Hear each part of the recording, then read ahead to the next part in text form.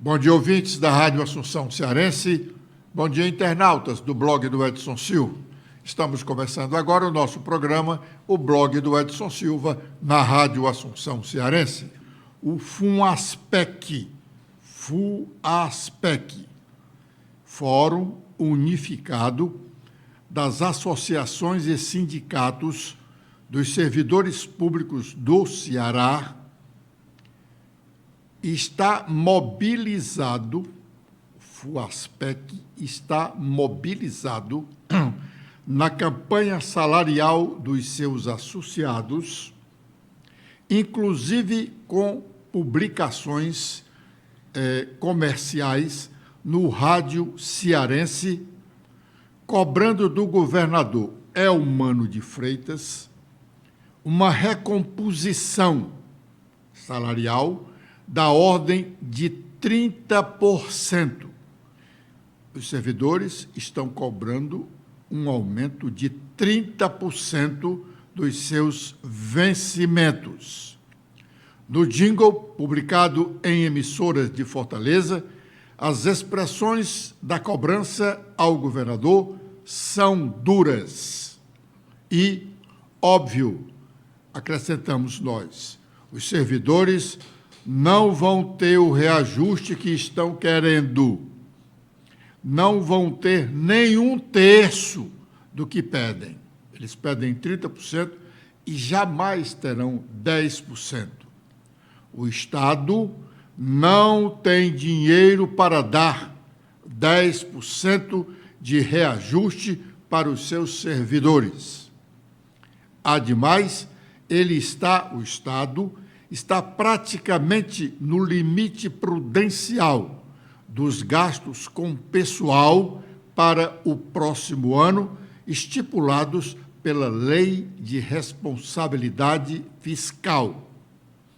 O orçamento do Estado, que ainda está em exame e será votado até o final de dezembro pela Assembleia Legislativa, prevê um gasto com pessoal no ano de 2024 de 19 bilhões de reais, mais da metade de todo o orçamento estadual, que está previsto de ser 37 bilhões.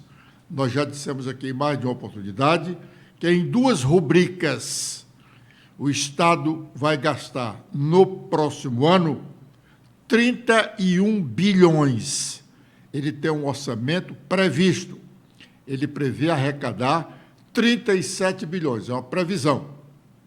E tem uma definição de gastos só para pessoal e o custeio da máquina, pagar luz, água, telefone, aluguel, serviços de zeladoria e outras coisas menores, que é o custeio da máquina, ele vai gastar só aí 12 bilhões, somado com os 19 bilhões do pagamento da folha, somam 31 bilhões.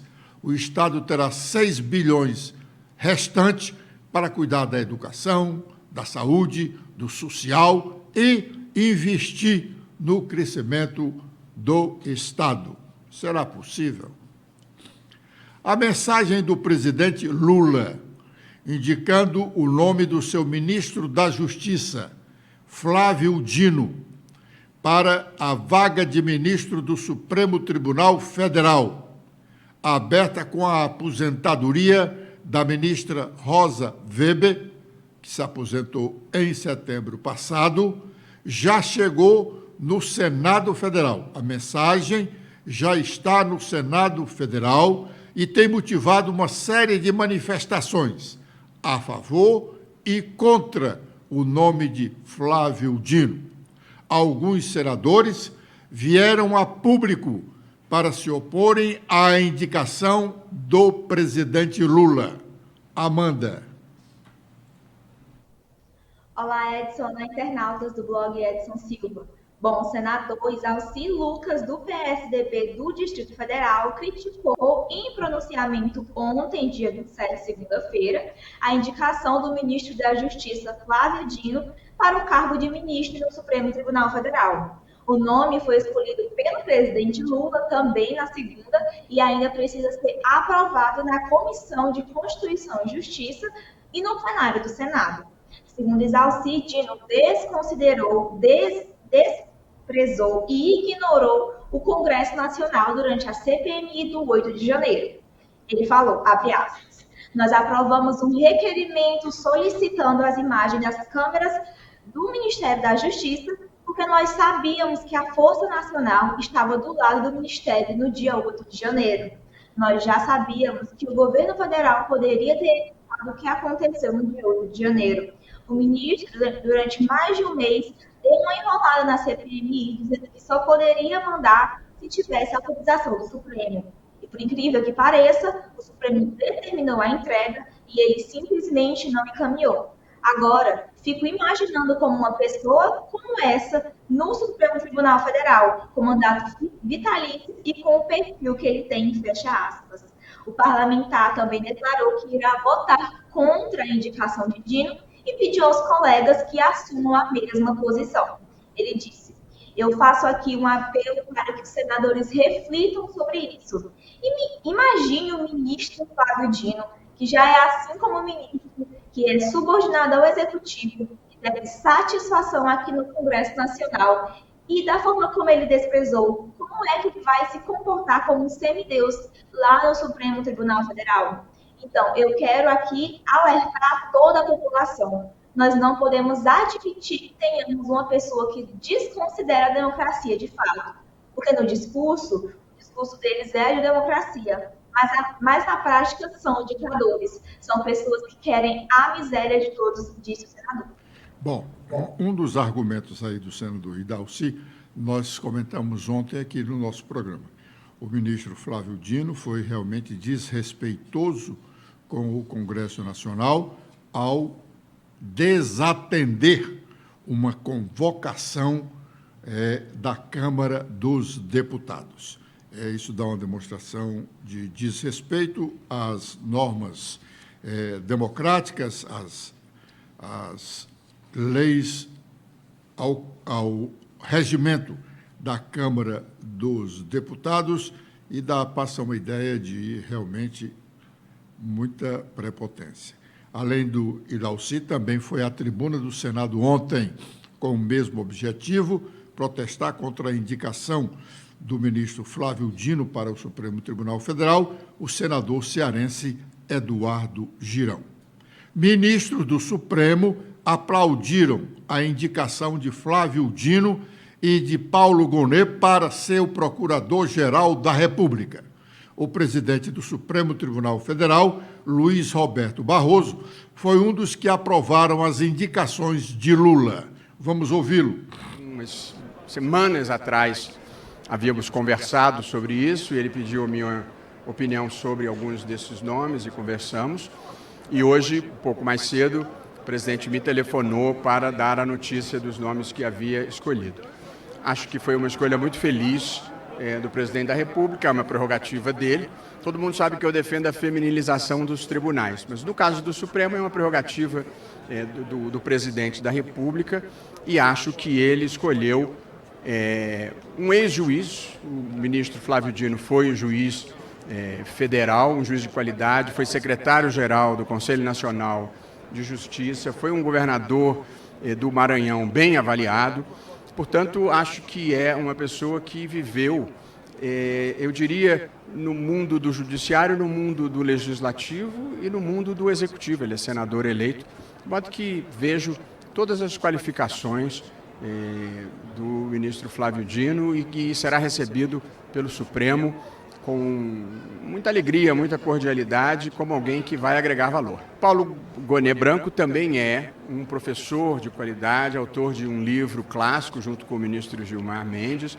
Ele foi procurador-geral eleitoral, vice-procurador-geral eleitoral durante a minha gestão como presidente do Tribunal Superior Eleitoral. Somos amigos, quero muito bem a ele.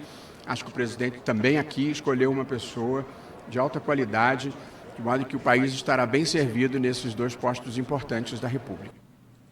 Bom, como nós dissemos ontem, Flávio Dino dos últimos anos, é o terceiro político que sai realmente do exercício da política para ser ministro do Supremo Tribunal Federal.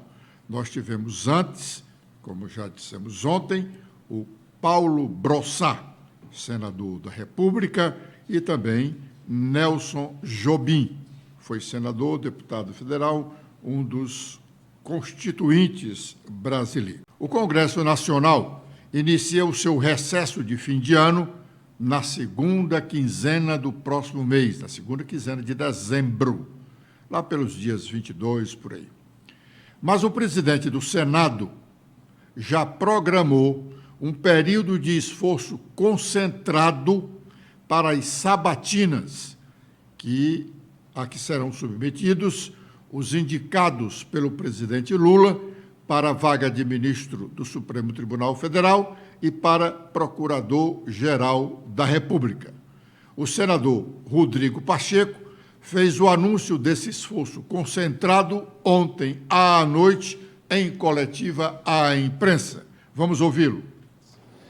Eu recebi agora do Palácio do Planalto os expedientes relativos às indicações da Procuradoria-Geral da República e do Supremo Tribunal Federal. Um pouco mais cedo recebi um telefonema do presidente Lula, comunicando as indicações ao Senado, que agora foram formalizadas no sistema e com os documentos entregues. Dessa forma, ao recebê-los, nós vamos dar o encaminhamento devido, que é o encaminhamento à Comissão de Constituição e Justiça do Senado, assim como fizemos e faremos em relação a outras indicações. Estamos nos aproximando do final do ano, temos muitos temas relevantes a serem tratados, inclusive a Lei de Diretrizes Orçamentárias, a Lei Orçamentária Anual.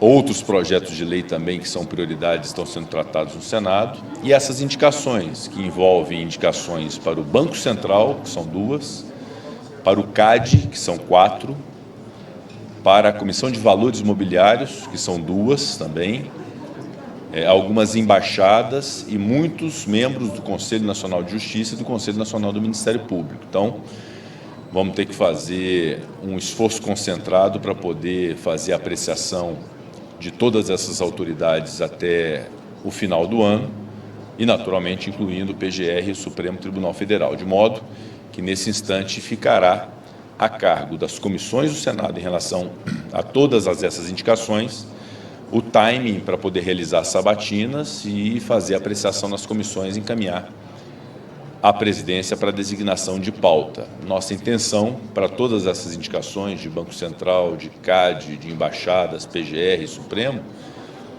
estabelecemos um esforço concentrado entre os dias 12 e 15 desse mês de dezembro, para a presença física dos senadores, considerando que essa apreciação se dá por voto secreto, consequentemente pela presença física dos senadores e senadoras. Então, nós estamos imbuídos desse propósito, vamos fazer o encaminhamento às comissões e, uma vez sabatinados as comissões, inseriremos na pauta dessa semana entre o dia 12 e o dia 15 de dezembro. A próxima semana no Senado será uma semana com quórum mais difícil, em razão da realização da Conferência do Clima nos Emirados Árabes. Alguns senadores deverão participar, evidentemente alguns deputados também, de modo que a semana propícia para poder ter esse esforço concentrado é a semana a partir do dia 12, e assim será feito. Bom, o senador Davi Alcolumbre, que é o presidente da Comissão de Constituição e Justiça do Senado, a quem cabe sabatinar os indicados pelo presidente Lula, já marcou a data da sabatina do ministro Flávio Dino para o dia 13 de dezembro. Neste mesmo dia, sem dúvida, o plenário do Senado votará, aprovando ou não a indicação. Não há dúvida que a indicação será aprovada. O ministro Flávio Dino sofrerá alguma oposição maior do que outros indicados pelo presidente da República para o cargo de ministro do Supremo Tribunal, já experimentaram. Mas o fato de ele ter sido indicado pelo presidente e o fato de ele ser senador da República, colega dos que vão participar da sabatina, isso lhe dá uma grande vantagem de aprovação do seu nome. Aliás, o relator dessa mensagem de indicação será um colega seu do Maranhão, senador do PDT do Maranhão, ex-adversário, hoje correligionário, até ontem correligionário, porque o ministro, a partir de agora, não pode mais ter vinculação político-partidária. Ele não pode ser filiado a nenhum partido. Mas até ontem, o senador que vai relatar o seu processo era um correligionário lá do estado do Maranhão, que poderia ter sido realmente o seu candidato a governador naquele estado. Agora é o momento de sabermos quais as nossas manchetes. Letícia. Olá, Edson. Olá a todos que acompanham o nosso programa desta terça-feira. Com as atualizações feitas no nosso blog, temos que vereador destaca que o programa Vai e Vem beneficiará fortalezenses, mas ele é criticado por aliados do prefeito. Segundo o vereador, o Vai e Vem foi muito debatido na Câmara, mas como forma de politicagem. Todas as mensagens que estão sendo encaminhadas para a Assembleia Legislativa são discutidas aqui. Gostaria de saber por que os vereadores da base do prefeito Sarto, que dizem que são a favor do povo, não votaram contra a taxa do lixo, porque votaram para aumentar a passagem de ônibus dos fortalezenses. Várias pessoas da base votaram a favor da taxa e o que a taxa contribuiu até hoje, questionou Léo Couto. Também temos que a Comissão do Orçamento espera aprovar a Lei Orçamentária Anual de Fortaleza de 13 bilhões de reais até o início do mês de dezembro, agora próximo. Após receber emendas parlamentares no plenário, a matéria retorna para a comissão para ser aprovadas ou rejeitadas as emendas, e em seguida o texto retorna para ser votado pelos vereadores em plenário. Até o começo de dezembro, acredito que terminamos as votações, discutimos, aprovamos emendas ou aceitamos a matéria como está. Até o começo de dezembro, aprovaremos o montante de mais de 13 bilhões de reais, afirma o professor Nilson. E também temos que o governo federal firma acordo com igrejas evangélicas para combater a fome e a pobreza. A intenção é fazer com que as igrejas sejam a porta de encaminhamento de pessoas em situação de fome, pobreza e desemprego para programas sociais como Bolsa Família, que prevê os beneficiários do Minha Casa Minha Vida. Agora, com os destaques nacionais, iniciando pelo Estadão, temos em principal manchete como vão votar os senadores na CCJ na indicação de Dino ao Supremo e de Gonê à PGR. 9 parlamentares declararam apoio a Flávio Dino e outros 6 indicaram resistência. Desses 3, cravaram que irão votar contra o ministro da Justiça. E Paulo Gonê não deverá ter problemas nessa indicação. Com os destaques do Globo, temos a estratégia de aliados de Bolsonaro para a sabatina de Dino, também a mesma manchete que está em destaque do Estadão. E também temos sobre o Ministério que de Tebet a Lewandowski existem nomes cotados para vaga na Justiça. E também o que são precatórios, o que muda com o julgamento que tramita no Supremo Tribunal Federal. E o Ministério Público apura fraudes em 7 jogos do Brasileiro, entre eles Flamengo e Avaí e também estaduais. Com as últimas da Folha de São Paulo, temos em principal destaque que a Polícia Federal reage ao GSI e chama fala de general sobre segurança de Lula de comentário de terceiro. Ministro diz que policiais não atuam mais na proteção do presidente e cúpula rebate essa fala. Bom, para que o nome do ministro Flávio Dino seja aprovado no Senado, ele precisa ter o voto de aprovo de 41 senadores. O número total de senadores é de 81. 41 senadores precisam votar a favor da indicação do ministro no plenário. Na Comissão de Constituição e Justiça, não importa. Tanto faz ser aprovado como reprovado, o processo vai para o plenário do Senado. E o plenário é quem realmente decide. O episódio provocado pelo ministro Alexandre de Moraes, em uma das sessões de Câmara do Supremo Tribunal Federal, na última semana, tolhendo o direito de um advogado fazer a sustentação oral num julgamento em que ele era parte, motivou irritação no Conselho Federal da Ordem dos Advogados do Brasil, como ficou evidenciado no pronunciamento do presidente da Ordem ontem, Beto Simonetti, na presença do ministro Luiz Roberto Barroso. Vamos ouvi-lo. A OAB não tem partido. A OAB não tem ideologia partidária. A OAB é da advocacia e do Brasil e não se deixa sequestrar por interesses políticos de ocasião. O arbítrio e o autoritarismo são intoleráveis, doa a quem doer. E é sob inspiração de Bernardo Cabral, portanto, que nos posicionamos sempre em amparo à independência e à harmonia entre os poderes. Sem o empenho da advocacia nos anos mais sombrios vividos por este país, não haveria hoje um judiciário e um Ministério Público independente. Zelamos agora para que essa independência não seja usada para camuflar o abuso de autoridade. Prezadas e prezados, honrar o legado de Rui Barbosa e a presença de Bernardo Cabral neste evento significa hoje se colocar contra abusos cometidos contra as prerrogativas da advocacia. E, portanto, contra as cidadãs e os cidadãos brasileiros. Está viva entre nós a bandeira do civilismo.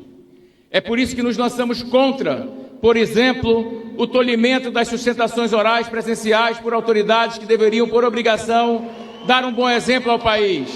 A supressão do direito constitucional ao contraditório e à ampla defesa é inaceitável. Não tem cabimento em pleno 2023 quererem diminuir a importância do Estatuto da Advocacia, que também é regido por uma lei federal. Quem hoje aplaude esse arbítrio poderá amanhã ser alvo dele. É por isso que precisamos deixar claro que defendemos e gostamos da democracia, seja quando for, não apenas em alguns momentos ou ocasiões. A OAB elegeu o diálogo como método de pleitear o fim das violações das prerrogativas.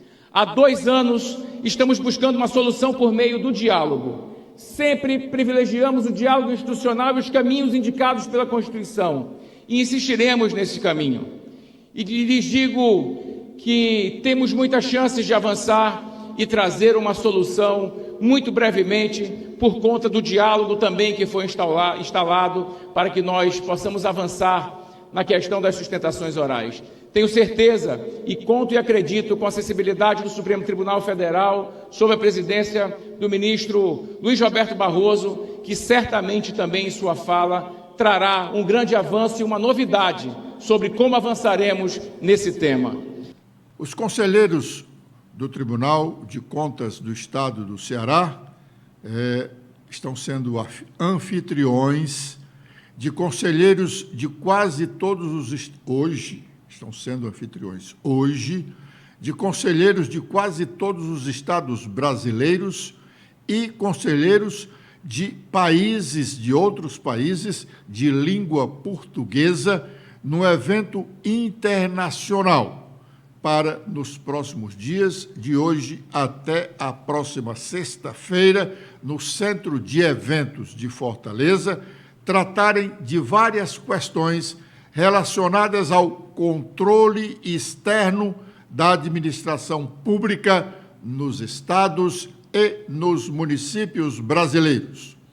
Um dos temas de grande significado que começou a ser discutido a partir de hoje é o que trata da nova lei das licitações.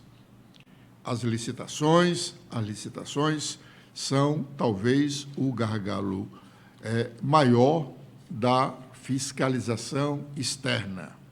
Sempre há alguém muito inteligente criando uma maneira de fraudar a legislação sobre licitações e, com esses elementos, ajudarem a fraudarem a administração pública, a desviarem os recursos da administração pública. Até aqui, a informação que se tem de afastamentos de prefeitos, secretários e outros auxiliares de administrações municipais tem sido calcado no fato de licitações, no fato de fraudarem as licitações. A lei obriga que toda compra de material e serviços da administração pública seja feito através de licitações e oferecia 5 opções de licitação. Agora, a nova lei reduziu para 3. Não se sabe se, com essa redução, facilita mais o trabalho, né, dos criminosos, dos que querem roubar a administração pública, dos que querem desviar os recursos públicos. E, nesse ponto, o único ente realmente eficiente na fiscalização, embora não seja por completo, porque o universo de falsificadores, o universo de fraudantes é muito grande, é o Tribunal de Contas do Estado. O Tribunal de Contas do Estado realmente é vigilante com relação a essa questão das licitações, mas sempre há fraude. Os prefeitos que estão afastados hoje de seus mandatos, a partir do prefeito aqui de Pacatuba, o Carlão Mano Marques, a razão principal é exatamente fraude em licitações, porque eles fraudam as licitações e aí fica o caminho livre para o desvio de recursos. Portanto, é importante esse encontro internacional do Tribunal de Contas do Estado e todos os cearenses deveriam ficar atentos às administrações públicas, municipais e estaduais para evitar a sangria dos cofres públicos e o enriquecimento ilícito de uns poucos, exatamente porque não prestam, as administrações deixam de prestar o serviço que a população reclama, com a qualidade que ela precisa ter. Os recursos da administração municipal sempre são muito poucos para a prestação de todos os serviços, mas, mesmo assim pouco, ainda se tornam menores ainda por conta da roubalheira que acontece. O Ministério Público precisa ser mais ágil quando recebe a informação do Tribunal de Contas do Estado sobre falcatruas em administrações municipais. Precisa ser mais rápido, insisto, porque as suas investigações são muito lentas e a preparação da ação criminal competente muito mais lenta ainda. Com esta observação, nós estamos encerrando o nosso programa de hoje, agradecendo a honrosa audiência dos ouvintes da Rádio Assunção Cearense e internautas do blog do Edson Silva, prometendo estar de volta amanhã com a proteção de Deus a partir das 11h45. Letícia. Eu também faço meus agradecimentos a todos que acompanharam o nosso programa de hoje. Vocês podem ver mais notícias apontando a câmera do celular de vocês para este QR Code. Espero revê-los no nosso programa de amanhã. Até lá!